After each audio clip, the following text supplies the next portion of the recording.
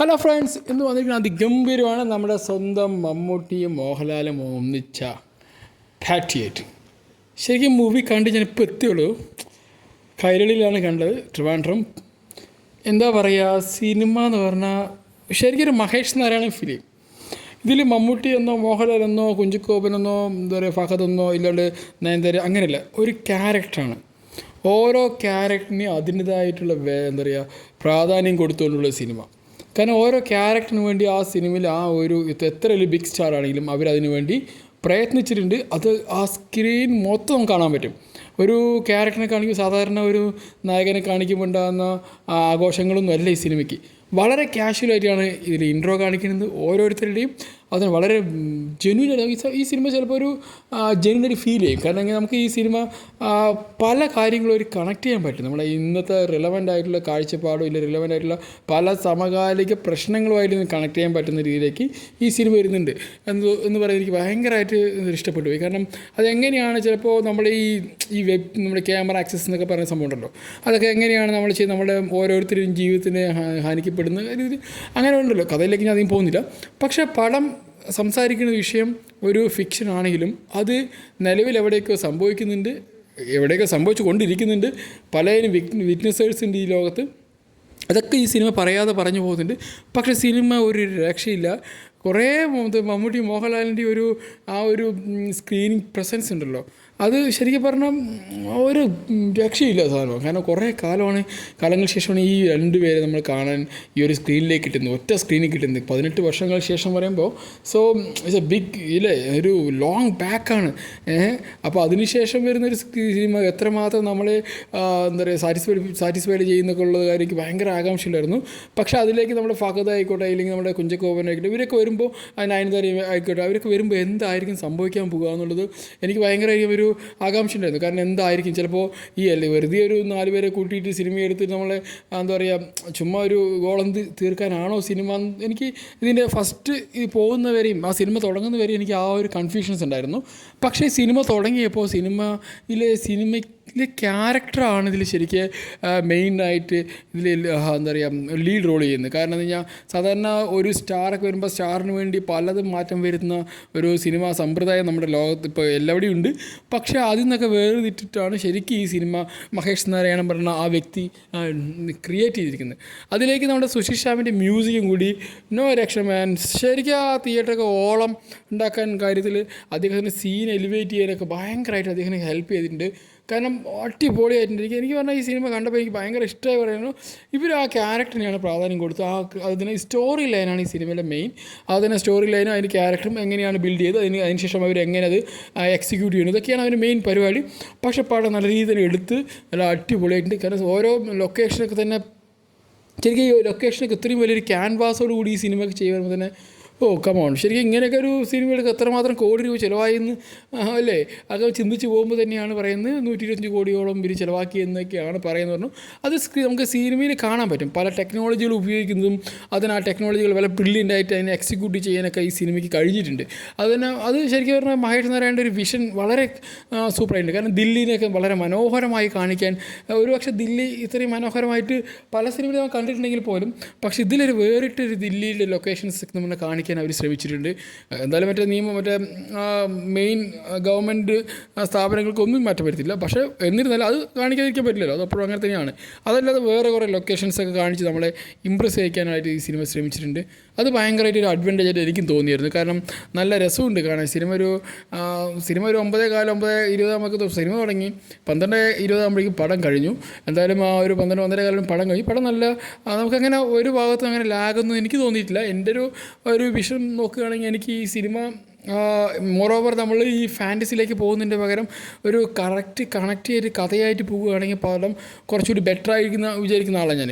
അപ്പോൾ അതുകൊണ്ട് തന്നെ ഈ സിനിമ ഭയങ്കരമായിട്ട് എനിക്ക് കണക്റ്റായി. പക്ഷേ മറ്റുള്ളവരുടെ കാര്യം എനിക്ക് അറിയത്തില്ല. പക്ഷേ എന്തായാലും മറ്റുള്ള റിവ്യൂ എല്ലാം കാണുന്നുണ്ടാവും നിങ്ങളെന്തായാലും. അപ്പോൾ എനിക്ക് ഈ cinema personally it's A good. കാരണം മമ്മൂട്ടി എന്ന വ്യക്തി തുടക്കം മുതലേ അവസാനം വരെയും പോകുമ്പോൾ മമ്മൂട്ടി എന്ന വ്യക്തിൻ്റെ ആ ഒരു ക്യാരക്ടർ പറഞ്ഞാൽ അവിടെ എണീറ്റ് ഡാനി പറഞ്ഞ ക്യാരക്ടർ എണീച്ച് നിൽക്കും. അതിന് പിന്നെ അതിന് ശേഷം നമ്മുടെ ഇടയ്ക്ക് നമ്മുടെ ആളെ അശങ്കടി വരുന്നുണ്ട്. മോഹൻലാലും കൂടി വരുമ്പോൾ ആ സിനിമയ്ക്ക് ഉണ്ടാകുന്ന ഒരു വേറെ തലത്തിലേക്ക് എലിവേറ്റ് ചെയ്യപ്പെടുന്നുണ്ട് സിനിമ. ഓക്കെ, അപ്പോൾ ഫസ്റ്റ് മുതലേ ഈ സിനിമ ഇങ്ങനെ കഥ പറഞ്ഞ് പോയി അങ്ങനെ അവസാനം എന്താണ് സ്റ്റോറി ലൈനൊക്കെ നമുക്ക് പെട്ടെന്ന് തന്നെ ക്ലിക്കായി വരും. അങ്ങനെ സ്റ്റോറി ലൈന് ക്ലിക്കാകാതിരിക്കുന്നില്ല. ആദ്യം തന്നെ നമുക്കൊരു ഹിൻ്റൊക്കെ തന്നത് ഈ സ്റ്റോറി ലൈൻ എന്താണെന്ന് ഇങ്ങനെ പറയും. പിന്നെ അവസാനം അതിലേക്ക് എത്തി അവസാനം കൊണ്ട് എന്തൊക്കെയാണ് നമുക്കുണ്ടായ സംശയങ്ങൾ, ആ സംശയത്തിനൊക്കെ തന്നെ അവസാന നിമിഷം ഇവർ കൺക്ലൂഡ് ചെയ്യുന്നുണ്ട്.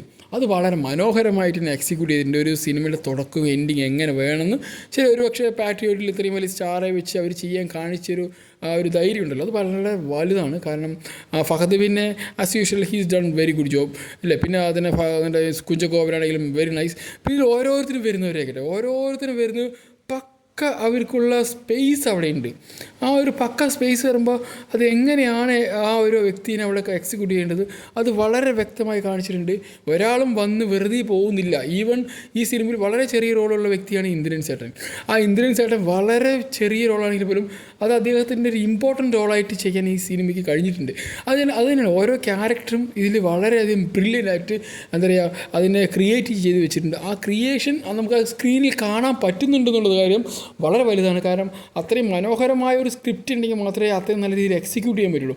ആ എക്സിക്യൂഷനിൽ ഒരു കോംപ്രമൈസും ചെയ്തിട്ടില്ല. കാരണം എവിടെയൊക്കെ എന്തൊക്കെ വേണമെന്നുള്ള കാര്യത്തിൽ അവർ ആ എക്സിക്യൂഷൻ വളരെ ക്ലിയറായിട്ട് എവിടെ ഈ ഒരു കഥാപാത്രം ഈ ഒരു ക്യാരക്ടറും ബിൽഡ് ചെയ്ത് എങ്ങനെയാണോ അതിനനുസരിച്ച് അവരിൻ്റെ കാണിക്കാനുള്ള സ്പേസ് എങ്ങനെയൊക്കെ കൊണ്ടുപോകണം. അതിപ്പോൾ ഒരു ലോങ് ആയിട്ട് ഒരു വാസ്റ്റ് സ്പേസിൽ കാണിക്കണമെങ്കിൽ പോലും അത് ഒരിക്കലും കോംപ്രമൈസ് ചെയ്യാതെ വളരെ വ്യക്തമായിട്ട് ഈ സിനിമ കാണിക്കുന്നുണ്ട്.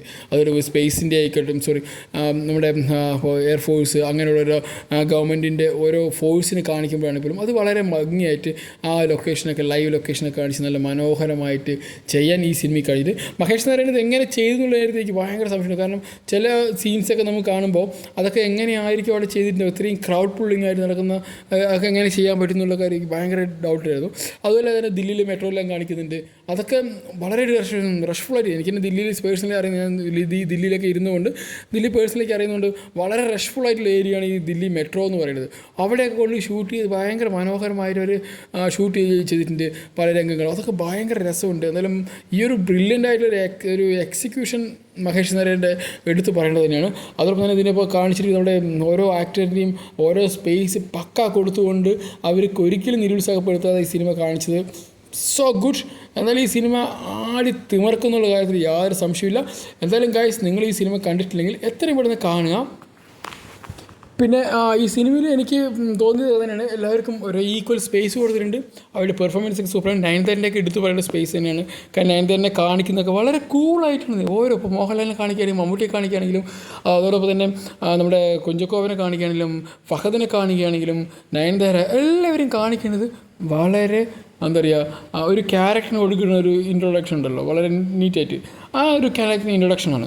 അതിലേക്ക് മ്യൂസിക്കിൻ്റെ എലിവേഷൻ കൊടുക്കുമ്പോഴാണ് ചെറുതായിട്ട് ഇങ്ങനെ കാണിക്കുന്നത്. അല്ലാതെ പക്ഷം വേറെ ഒരു അൾട്ടിമേറ്റ് സീൻസ് ഇതിൽ കാണിക്കുന്നില്ല. കാരണം ഈ ഒരു ഇൻട്രൊഡക്ഷന് വേണ്ടിയിട്ട് അൾട്ടിമേറ്റ് സീൻസും കാണിക്കില്ല. പക്ഷേ ഈ ഇൻ്റർവെൽ ബ്ലോക്കൊക്കെ കാണിക്കുന്ന ഒരു സീനുണ്ട്, എൻ്റെ മോനെ എന്തെന്നാണ് കാട്ടിയിരിക്കുന്നത്. ഇൻ്റർവെൽ ബ്ലോക്ക് എന്നൊരു അടിപൊളി സംഭവമാണ്.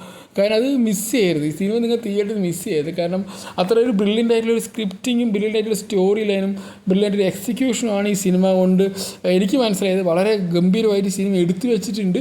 അതോടൊപ്പം തന്നെ സുശീൽ ശ്യാമിൻ്റെ അതിമനോഹരമായിട്ടുള്ള മ്യൂസിക് ഉണ്ട്. അദ്ദേഹത്തിന് നമുക്ക് ഒരു വൈബൊക്കെ സെറ്റ് ചെയ്യുന്ന സാധനം ഉണ്ടല്ലോ, അതൊക്കെ ഇതിൽ വരുന്നുണ്ട് നല്ല രസത്തിൽ. അതിന് ആ ദർശനയുടെ performance everyone actually equally എല്ലാവരും ട്രീറ്റ് ചെയ്തിട്ടുള്ള കാര്യത്തിൽ നമുക്ക് എടുത്ത് പറയണം. എന്തായാലും അത് ഭയങ്കരമായിട്ട് ബ്രില്യനായിട്ട് ചെയ്തിട്ടുണ്ട്. പിന്നെ നമ്മുടെ ഇതിൽ വില്ലനായിട്ടൊക്കെ അഭിനയിച്ചിരിക്കുന്ന ഫഹദിൻ്റെ അച്ഛനായിട്ടൊക്കെ വരുന്ന വ്യക്തിയൊക്കെ തന്നെ അതൊക്കെ ഒരു നാഷണൽ, നമുക്ക് ശരിക്കും പറഞ്ഞാൽ അതിൽ നിന്ന് കാണുമ്പോൾ എനിക്ക് ഈ ഹരീഷ് റസി വന്നിട്ടുള്ള ഗുപ്തൻ ഉണ്ടല്ലോ, ചൂട് ചായ ഊതി കുടിക്കുന്ന ഗുപ്തൻ, അദ്ദേഹത്തിന് അന്ന് കാണിച്ച ഒരു പെർഫോമൻസ് അല്ല ഇതിൽ അദ്ദേഹം എന്തോ ഒരു മെച്യൂർഡായിട്ട് കാണിച്ചിരിക്കുന്നത് അത്ര മനോഹരമായിട്ട്. പക്ഷേ പെട്ടെന്ന് കാണുമ്പോൾ അദ്ദേഹം ഒരു നോർത്ത് ഇന്ത്യൻ ആണ് നമുക്ക് തോന്നിപ്പോവും.